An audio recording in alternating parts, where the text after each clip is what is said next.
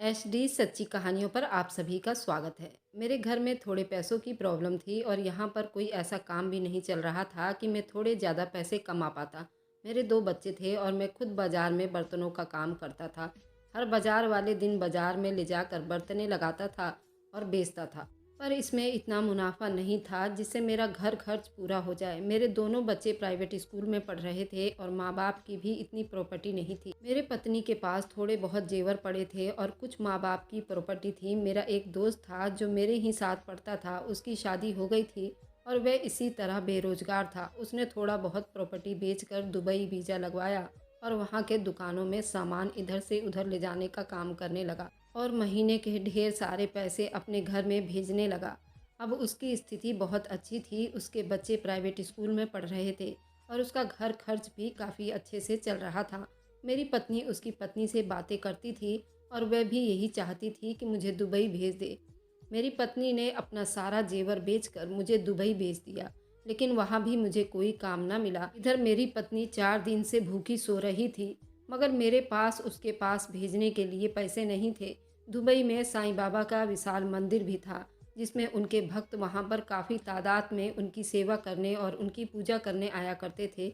मेरे पास दुबई में रहने का कोई ठिकाना नहीं था, तो मैं रात को साईं बाबा के दरबार पर रोते हुए सो जाता था। एक दिन 3-4 औरतें आईं और मुझे 1000 दिरहम देकर चली गई। अब रोज़ ही ऐसे होने लगा था। वह औरतें मुझे पैसे देकर साईं बाबा के मंदिर के पिछली साइड में चली जाती। आज मैं उन औरतों के पीछे गया तो मेरा कलेजा फट गया, क्योंकि वह औरतें तो। अब सुनिए मेरी पूरी कहानी मेरी जुबानी।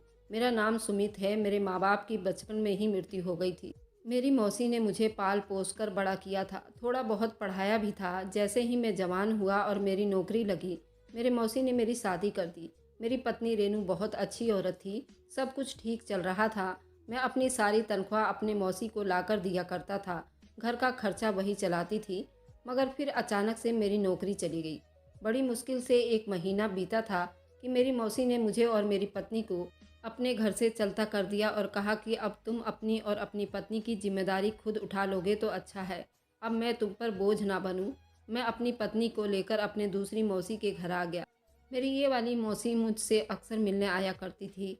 जब मैंने उन्हें बताया कि छोटी मौसी ने मुझे घर से निकाल दिया और अब आपके अलावा हमारा कोई नहीं है, तब मेरी ये वाली मौसी एकदम से चुप हो गई थी।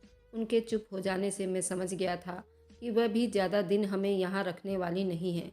मेरी पत्नी बहुत साधारण और घरेलू औरत थी। मैंने रोज़गार की तलाश शुरू कर दी। मैंने पढ़ाई कम की थी, इसलिए मुझे कोई जॉब भी नहीं मिल रहा था।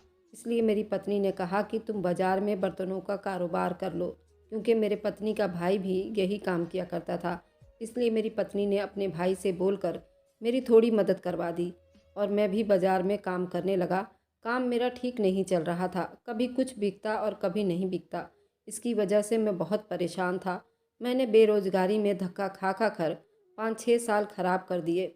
मेरी मौसी हम दोनों को मुफ्त में खिलाने और रखने में तंग होने लगी थी। मेरी पत्नी तो डर गई थी कहीं हमें यहाँ से भी ना निकाल दिया जाए। एक दिन तंग आकर मेरी पत्नी ने भी अपना सारा जेवर बेच दिया और मुझे पैसे देकर कहा कि मैं उन पैसों से दुबई चला जाऊँ, वहाँ पर मुझे कोई काम मिल जाए। मैं अपनी पत्नी की कोशिश से दुबई आ गया। मुझे यकीन था कि अब मुझे नौकरी मिल जाएगी, मगर यहाँ भी वक्त अपने आप को दोहरा रहा था। जब मैं दुबई आया, मैंने अपने दोस्त को ढूंढने की बहुत कोशिश की और वह मुझे ना मिला। उसका फ़ोन आया तो मैंने उससे पूछा कि तुम कहाँ पर काम करते हो, मुझे अपनी जगह पर काम लगवा दो। तो उसने कहा, यार यहाँ पर इतना काम नहीं है, तुम अपने आप ही यहाँ पर कोई काम ढूंढ लो। उसने भी अपना पलड़ा खींच लिया। यहाँ जान पहचान ना होने की वजह से मुझे किसी काम की समझ ना थी, ना ही मुझे अंदाज़ा हो रहा था कि नौकरी की तलाश में मुझे कहाँ जाना चाहिए। कुछ दिन तक तो मैं धक्के खाता रहा। मेरे पास यहाँ तो रहने और खाने पीने का भी इंतज़ाम नहीं था। लाख कोशिश के बावजूद भी जब मुझे कोई काम ना मिला तो मैं दुबई में एक साईं बाबा की मूर्ति पर चला गया। सारा दिन मैं वहाँ पड़ा रहता और उनकी सेवा करता। मैंने अब यहाँ अपना आने का मकसद भी भुला दिया था और नौकरी की तलाश भी ख़त्म कर दी। और फिर मेरी ज़िंदगी में कुछ ऐसे किस्से हुए जिन्होंने मुझे पूरा हिलाकर रख दिया। मेरे साथ ऐसे अनोखे काम हुए जिन्होंने कई बार मेरे रोंगटे खड़े कर दिए थे। मुझे यहाँ साईं बाबा के स्थान पर आज 10वां दिन था। एक रात मुझे ऐसा महसूस हुआ जैसे कोई मुझे बहुत गौर से देख रहा हो।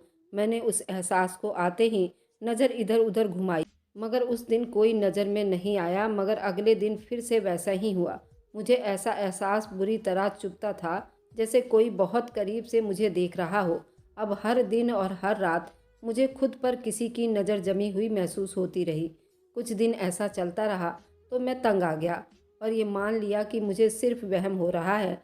यहाँ सब साईं बाबा के चरणों में आते थे, किसी के पास इतना टाइम नहीं था कि मुझे देखे। उन्हीं दिनों मुझे वहाँ पर एक दयालु टाइप आदमी मिला। उसने मुझसे पूछा कि मैं सारा दिन यहाँ सेवा करता हूँ, रात को यहीं एक तरफ सो जाता हूँ, क्या मेरा कोई घर या घर वाले नहीं हैं? और क्या तुम्हारे पास कोई काम धंधा नहीं है? तुम कोई काम क्यों नहीं करते? उस भले इंसान के ऐसे पूछने पर मैं ज़ोर ज़ोर से रो पड़ा और गम में हो गया और अपना सर झुका लिया। मैंने उदासी से उस आदमी को अपनी पूरी कहानी सुनाई। मैंने सोचा कि जब दुनिया ने मुझे स्वीकार नहीं किया तो साईं बाबा के घर में रह लेता हूँ, क्योंकि मुझे यकीन है साईं बाबा मुझे खाली हाथ नहीं लौटाएंगे। मेरी बात पर उस आदमी ने नरमी से ही मुस्कुराकर मेरा कंधा थपथपाया और बोला, बिल्कुल सही कह रहे हो, साईं बाबा अपने बंदे को कभी खाली हाथ नहीं लौटाता। मगर याद रखो कि अब तुम्हारे लिए यहाँ कोई रोटी रोजी तो नहीं देने वाला। तुम यहाँ आराम से पड़े हो, मगर तुम्हारी पत्नी किस हाल में होगी उसके बारे में क्यों नहीं सोचते? उसको तुम्हारी कमाई का इंतज़ार होगा, उसे भी वहाँ पैसों की ज़रूरत होगी। उसके इकलौते सहारे तो तुम ही हो और तुम यहाँ मायूस होकर बैठ गए हो। मुझे उस आदमी ने समझाया था कि साईं बाबा मेहनत का सिला ज़रूर देता है, इसलिए मुझे मेहनत करनी चाहिए। मैं सर झुकाए उस आदमी की बातें सुन रहा था। उसकी बातें मेरे दिमाग में घूम रही थी, मगर मेरी मायूसी मुझ पर हावी हो रही थी। उस आदमी ने मुझे बताया कि मैं पिछले कई दिनों से तुम्हें यहाँ देख रहा हूँ। आज रहा नहीं गया तो मजबूरन मैं तुम्हें समझाने के लिए तुम्हारे पास चला आया। उसकी बात पर मैं चौंक गया। मुझे लगा कि पिछले कई दिन से मुझे जिस इंसान की नज़रें महसूस होती है वो यही है। वह आदमी अचानक मुझसे बोला कि आज तुम मेरे साथ मेरे घर चलो, मैं तुम्हें घर का खाना खिलाना चाहता हूँ। मैं उस आदमी की बात पर जज्बाती सा हो गया था। दुनिया में अब भी अच्छे लोग मौजूद हैं जिनकी वजह से ये दुनिया चलती है। वह आदमी भी मुझे लावारिस और अकेला देखकर मुझ पर मेहरबान होने लगा था। मैं उस आदमी के साथ उसके घर पहुंचा। उसका घर पास में ही था। उसके घर में मेरा बहुत अच्छा स्वागत हुआ था। मुझे अंदाज़ा हो गया कि दुबई के लोग बहुत ज़्यादा अतिथि की आवभगत करते हैं। इस मेहरबान आदमी की पत्नी और दो बेटे भी थे। मुझे वे बहुत अच्छे से मिले थे। उनके घर का माहौल मुझे कुछ अजीब सा लगा। बिल्कुल सफ़ेद और शांत, आसपास में काफ़ी हरियाली और बिल्कुल सुनसान, और उनके घर का खाना बहुत स्वादिष्ट खाना बना हुआ था। मुझे नींद सताने लगी। मैंने अपनी बंद होती आंखों को बड़ी मुश्किल से खोलकर उनसे क्षमा मांगी कि अब मुझे नींद सता रही है, इसलिए मैं वापस जाना चाहता हूँ। मेरी इस बात पर वे सब घरवाले मुझे अपने घर रुकने पर जोर देने लगे। मैं उनके मेहमान नवाजी पर शर्मिंदा हो रहा था। मुझे महसूस हुआ कि जैसे मैं उन पर बोझ बन रहा हूँ, इसलिए मैंने नरमी से ही उनकी ऑफ़र स्वीकार न करने का फ़ैसला किया। मगर उन सब के बहुत विनती से मुझे एक रात के लिए अपने घर रोक लिया। रात को उन्होंने मुझे अपने घर के ऊपर वाले हिस्से में मौजूद एक छोटे से कमरे में जगह दी।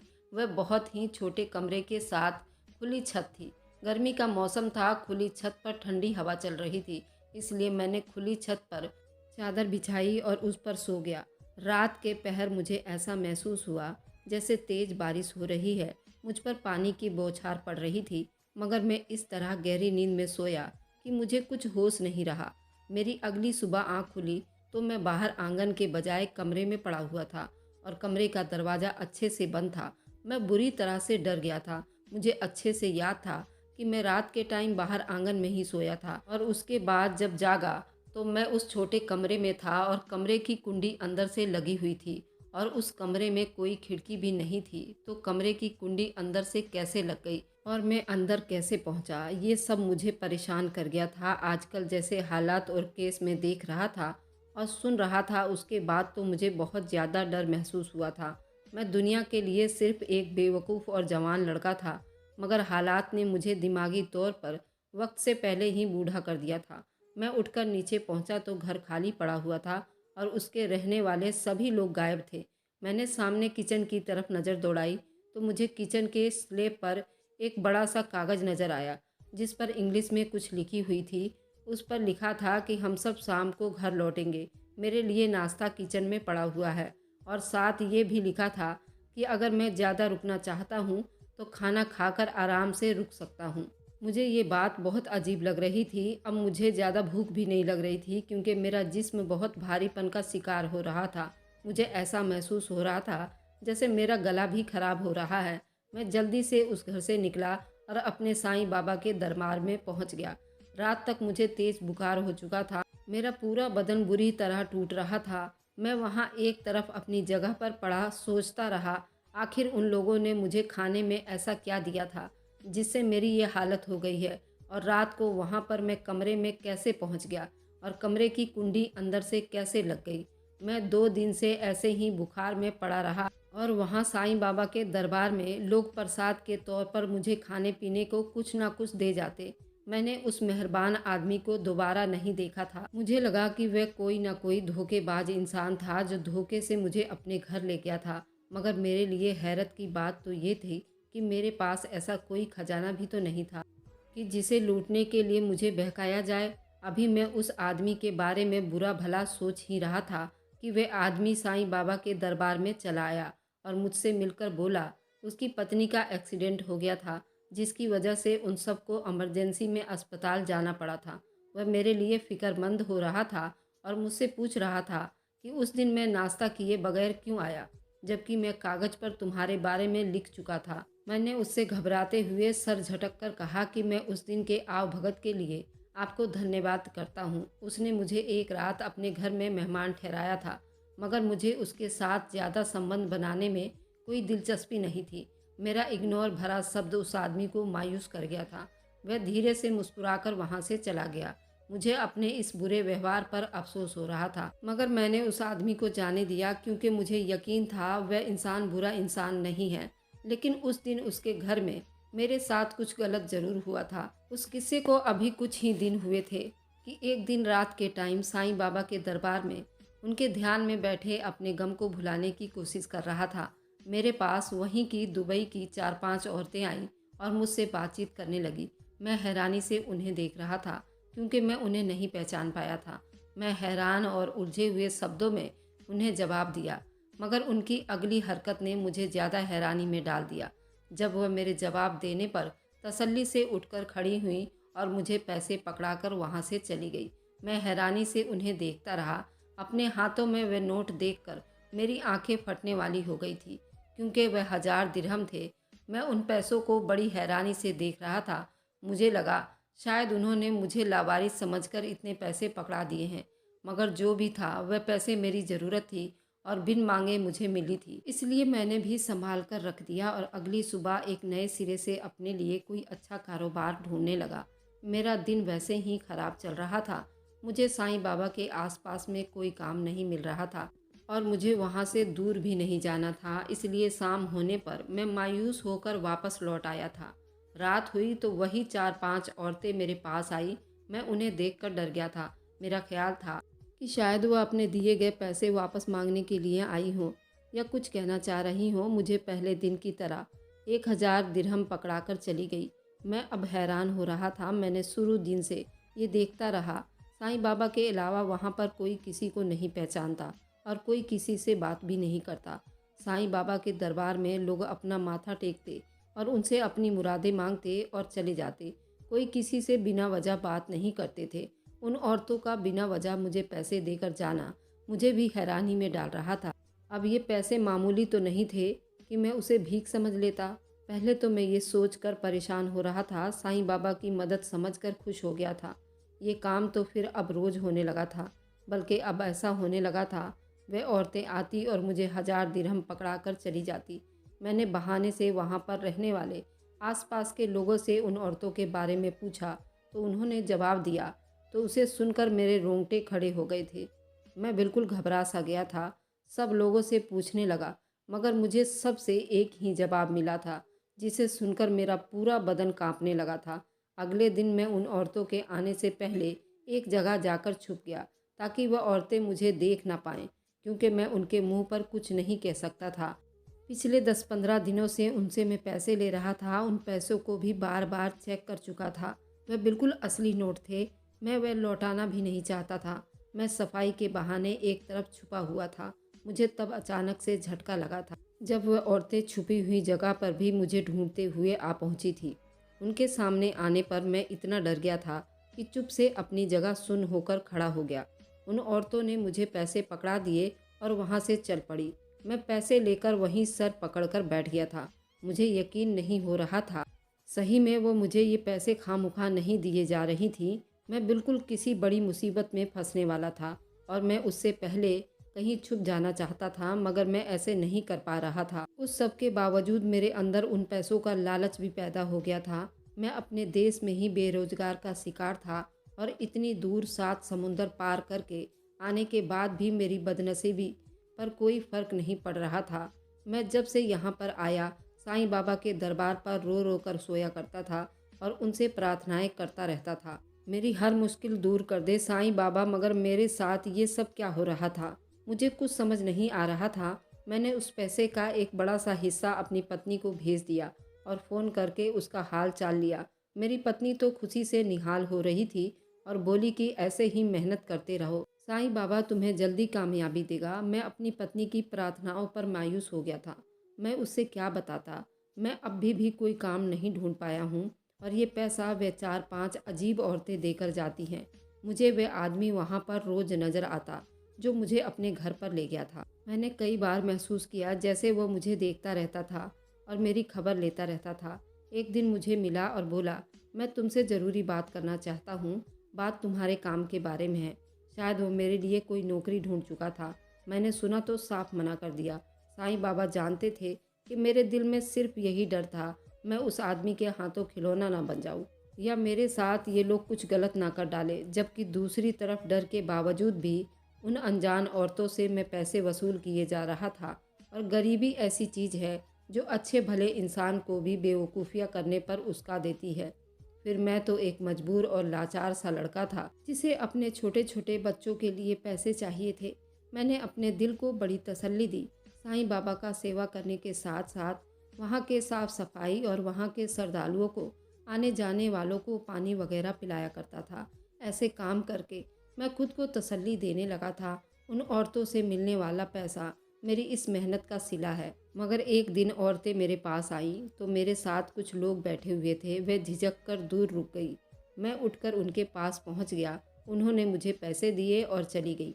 मैं पैसे गिनने में बिजी हो गया था। साईं बाबा के दरबार में जो भी लोग मेरे साथ बैठे हुए थे मेरी तरफ देखकर हैरान हो रहे थे। वहाँ मेरे साथ जितने लोग बैठे थे उन लोगों के शब्दों ने मुझे हैरान कर दिया और कांपने पर मजबूर कर दिया। मैंने वह पैसे अपनी जेब में छुपा कर रखे और चुप से अपनी जगह पर जाकर बैठ गया। जब इतने ज़्यादा लोगों से दुबई के उन औरतों के बारे में एक जैसे शब्द सुने तो मैंने सोच लिया कि मैं उन औरतों की हकीकत जानकर रहूँगा। मैं नहीं जानता था कि उनकी हकीकत मेरे ऊपर ऐसा झटका पहुँचाने वाली थी कि मैं कई दिन तक अपने आप को समझ नहीं पाऊँगा।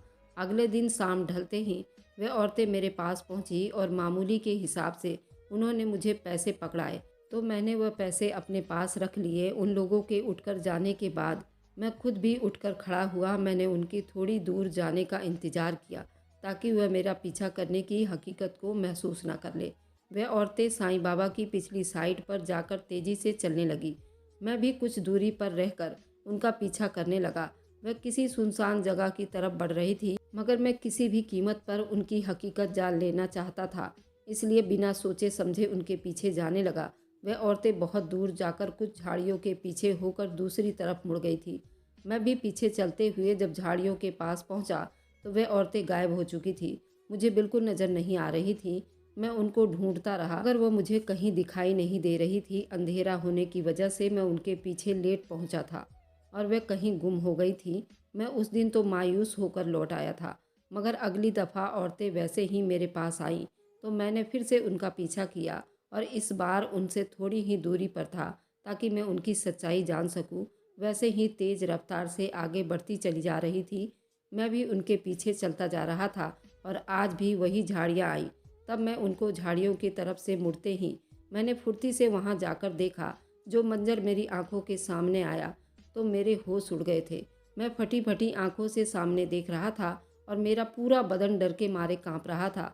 एकदम मैं होश में आया और भागते हुए वापसी के लिए कदम बढ़ाए। मेरी हालत बहुत बुरी हो गई थी और मैं अपने साईं बाबा के दरबार पर गिरते हुए अपने उल्टी सीधी सांस बराबर करने लगा था। अगली सुबह मुझे डर से बहुत ज़्यादा बुखार हो चुका था। शाम के टाइम अपनी जगह पर गुमसुम बैठे हुए मैं अपना पूरा ध्यान अपने साईं बाबा के चरणों पर था। वह औरतें मेरे पास ना आए। मैं उनसे इतना पैसा ले चुका था कि उनको रोकना भी मुश्किल हो गया था और अब उनका आना, मुझसे मिलना मुझे बहुत डर में डाल रहा था। मैं खुद को किसी मुश्किल में नहीं फंसा सकता था, मगर मेरी प्रार्थना नाकाम हो गई थी और वह दुबई की औरतें मेरे पास फिर से आईं। वह मुझे पैसे देकर जाने लगी तो मैंने हिम्मत करके उनके पीछे चल पड़ा। वह कुछ दूर गई थी कि मैं उन्हें बुलाकर रोक लिया और अपने कांपते हुए होठों से मैंने उनसे विनती की वह ना ही मुझे पैसे दे, ना ही मेरी मदद करे। मैं अब उनसे ज़्यादा पैसे नहीं ले सकता। मैं उनसे बात करते हुए रो पड़ा था और उनसे पूछने लगा था कि उनको मेरा ख्याल ही क्यों आया, जबकि मैंने कभी किसी से मदद नहीं मांगी थी। मेरे इस तरह पूछने पर वह चारों पांचों औरतें चुप से कुछ देर मुझे देखती रहीं और फिर मुझे बताने लगी। मैं परेशानी में था और जब साईं बाबा के दरबार में रोकर अपने गम हल्के कर रहा था, तब वो मेरी बातें सुना करती थीं। ये सारी बातें बताकर मुझे नमस्ते करके मेरी आंखों के सामने से हवा हो गई।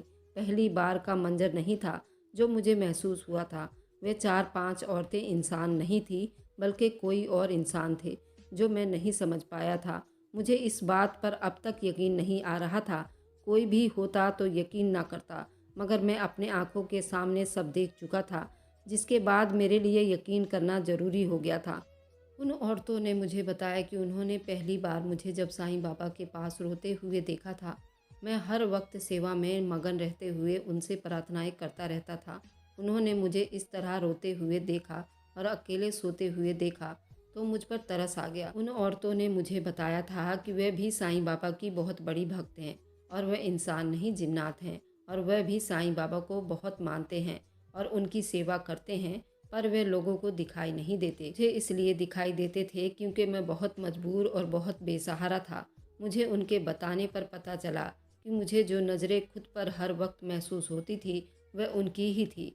वह चुप से मुझे देखती रहती थी। मुझे वो भला आदमी उस दिन अपने घर ले गया था। वह उन्हीं में से एक जिन्नात था और उन्होंने मुझे खाना खिलाया था और जब मैं थक कर सो गया, उन लोगों ने ही मुझे कमरे के अंदर सुला दिया था ताकि मैं बारिश से बच जाऊं। उस दिन जब अच्छी खुराक के बाद थकान की वजह से मुझे गहरी नींद आ गई और रात के टाइम तेज बारिश होने पर भी नहीं जागा था, जबकि बारिश में मुझे ज़्यादा ठंड लग रही थी। उन्होंने मुझे हवा में उड़ाकर कमरे में पहुंचा दिया और कमरे का दरवाज़ा बंद कर दिया ताकि गर्मी की वजह से मुझे सुकून मिल जाए। मैं उनकी मदद से उनके घर वालों को ही गलत समझ रहा था और वापस लौट आया था। मेरी बेरोजगारी जब ख़त्म ना हुई तो उन औरतों ने मेरी मदद करने का सोचा और रोज़ाना मुझे 1000 दिरहम देने लगी। मैं जब उनके बारे में और लोगों से पूछा तो सब हैरान होकर बोले कि उन्होंने ऐसी कोई औरत नहीं देखी थी जो मेरे पास आई हूँ। ये बात करीब करीब वहाँ पर सभी लोगों ने कहा था, मगर मैं यकीन नहीं कर पा रहा था कि वे औरतें सिर्फ मुझे नज़र क्यों आती हैं। उन्होंने जब मुझे बाबा जी के सेवा करते हुए देखा, उन लोगों ने अलग बुलाकर पैसे दिए। तब भी ऐसा ही हुआ था। उन लोगों को वह औरतें नज़र नहीं आई, मगर पैसे नज़र आ गए थे। मैं डर गया था। मैंने उनका पीछा किया, वह गायब हो गई। अगले दिन भी जब उनका पीछा किया तो वह हवा में बातें कर रही थी और मेरे सामने ही गायब हो गई। आज मैंने उन्हें अपने पास आने और पैसे देने से रोक दिया था। वे जा चुकी थी। उस दिन के बाद वह आदमी कभी मेरे सामने नहीं आया था। मैंने उस अच्छे आदमी से अपने द्वारा किए गए व्यवहार की माफ़ी मांगी और उसे बता दिया। उसने मुझे माफ़ कर दिया था और उस दिन के बाद से वह औरतें भी मुझे नज़र नहीं आई और मुझे उन लोगों ने साईं बाबा के पास ही एक स्टोर में नौकरी ढूंढ कर दी। कुछ ही साल बाद मैंने अपनी पत्नी को भी अपने पास बुला लिया था। हमें यहाँ रहते हुए 12 साल हो गए थे। हम दोनों ने बेशुमार बाबा जी की सेवाएं की थी और यहाँ पर आने वाले श्रद्धालुओं को भी पानी वगैरह पिलाया करते थे। आज सब कुछ ठीक है, मगर मेरे अलावा यहाँ पर उस आदमी को और उन औरतों को किसी ने नहीं देखा था। अगर आपको आज की कहानी पसंद आई है तो वीडियो को ज़रूर लाइक कीजिएगा और अपने दोस्तों के साथ शेयर भी कीजिएगा। और हाँ, अगर आपने अभी तक हमारे चैनल को सब्सक्राइब नहीं किया है तो ज़रूर सब्सक्राइब कर लें। मिलते हैं हम अपनी कल की एक नई दिलचस्प कहानी के साथ। मुझ पर सदा अपना प्यार और स्नेह बनाए रखें। सभी को मेरा प्यार भरा नमस्कार दोस्तों।